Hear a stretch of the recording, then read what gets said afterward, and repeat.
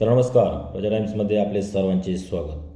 19 August 2026 Sangamner कृषी उत्पन्न बाजार समिती संगमनेर येथील टोमॅटोचे बाजारभाव आणि टोमॅटोची परिस्थिती. व्हिडिओ संपूर्ण पहा जेणेकरून आपल्याला बाजारभाव आणि परिस्थिती समजेल. चॅनलवरती नवीन असाल तर चॅनलला सबस्क्राईब करा. त्याचबरोबर बेल आयकॉन घंटीवरती प्रेस करा जेणेकरून आपल्याला ताज्या अपडेट्सच्या मिळत राहतील.